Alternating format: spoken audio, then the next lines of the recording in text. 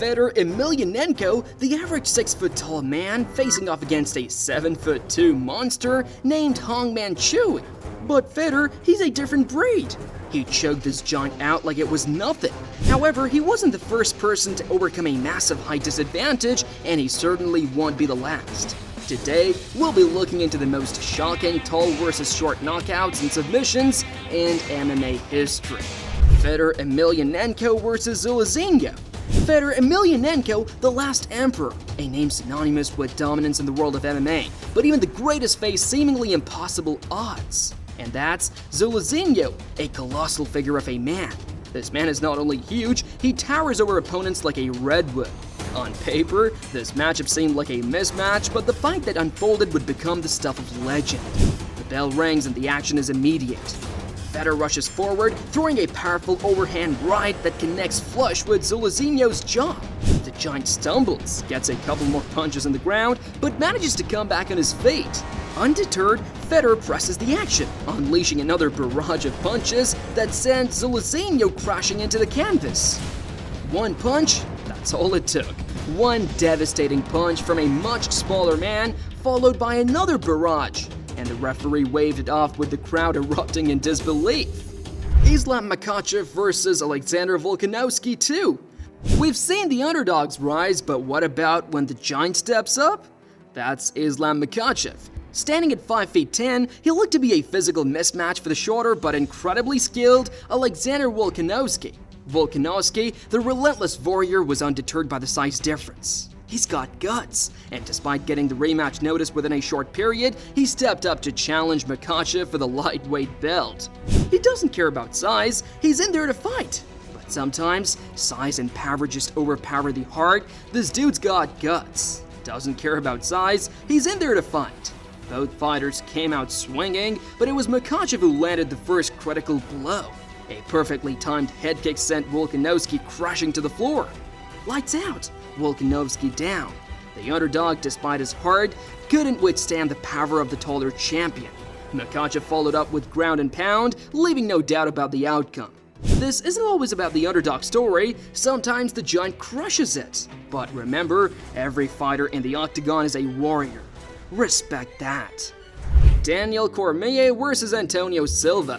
For Daniel Cormier, the heart of a lion, mind of a killer, built like a brick. His opponent Antonio Silva was a towering Bigfoot. He's massive, a force of nature, and looks like a mountain.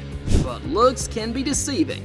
Silva with his imposing frame looked like an insurmountable obstacle, but Cormier, with his relentless pace and precision striking, was ready to prove the world wrong. The fight began with Silva trying to use his reach advantage, but Cormier was having none of it. With lightning-fast reflexes, he slipped and dodged Silva's punches, countering with devastating combinations. Silva, clearly overmatched, found himself in the canvas multiple times. Yet Cormier, in a show of incredible sportsmanship, allowed him to get back up. But don't get it twisted, the last time, it's lights out with another barrage of punches. DC, the small guy, showed the world what heart and skill can do. He didn't just beat Silva, he humiliated him. Daniel Cormier versus Alexander Gustafsson. Cormier again. This battle against giants didn't end with Silva. This time, facing off against the 6'5" Mauler, Gustafsson. Both these guys are monsters at the peak of their powers. Cormier, the 5'11" wrestler turned MMA champion. Gustafsson, long, rangy, a freaking Viking. This was a clash of styles, a war of attrition, a fight for the ages. This ain't no joke, it was two titans clashing. Both want to break the other. From the opening bell, it was clear this would be a grueling contest. They both went out for blood. Gustafsson landed a solid body kick, but Cormier responded with a trademark takedown attempt that shows his wrestling dominance. The fight was a back-and-forth affair, with both fighters landing heavy blows. By the second round, Cormier's face had become a battleground and was already bleeding from his right brace. But his heart and determination were unwavering. Round after round, they're pushing each other to the limit. Gustafsson showed incredible resilience, repeatedly getting back to his feet after being taken down. But Cormier's relentless pressure and superior wrestling proved to be the difference. In the end, it was a split decision victory for the champion, a testament to the grueling nature of the fight. This was a war, a freaking war. Cormier won, but Gustafsson didn't lose. Both these guys are legends. This is what Octagon is all about. Heart, grit, and determination. Their names will forever be linked in MMA lore as two of the greatest to ever do it. Stefan Struve versus Mark Hunt. Stefan Struve is a skyscraper standing at a colossal 7 feet tall. Then you got Hunt, the Super Samoan. Built like a brick, on paper it felt like a mismatch. But you know what they say about paper? It's weak. Struve all through the fight tried to use his reach to keep Hunt at bay, but Hunt, he's a bull. He was crashing through that forest. Round after round, he's eating shots, but he keeps coming.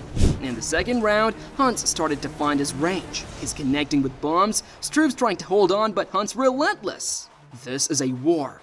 In the final round, both guys were gassed. But Hunt, he's still hunting. Struve's trying to survive, but before we know it, Hunt landed a crushing left hook followed by a right hook. Broke Struve's jaw and knocks him out. Hunt tried to follow up with some ground and pound, but the referee had seen enough. Mark Hunt wins by TKO. Tim Sylvia versus Jeff Monson. Tim Sylvia, the towering champion, stood at a colossal 6'8", his reach a daunting 84 inches. Opposite him was the relentless Jeff Monson, a grappling maestro at a compact 5'9". It was a battle of opposites. Sylvia was a rangy striker and he used his length to keep Monson at bay, peppering him with jabs and straight punches. Monson, a submission specialist, was a bull in a china shop, constantly trying to close the distance. Despite his heart and determination, Monson's shorter stature and reach disadvantage proved insurmountable.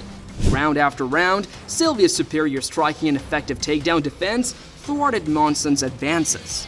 Though the challenger had his moments on the ground, Sylvia's size and strength proved too much. In the end, it was a unanimous decision victory for the champion, solidifying his reign at the top of the heavyweight division.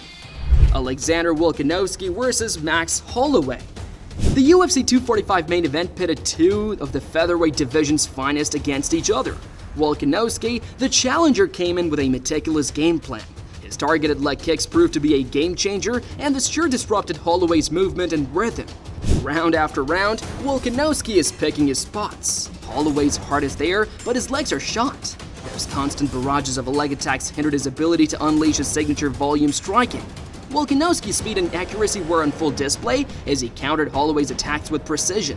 After 5 grueling rounds, Volkanovski's tactical brilliance and relentless pace earned him a unanimous decision victory, securing the featherweight title and announcing his arrival as a dominant force in the division.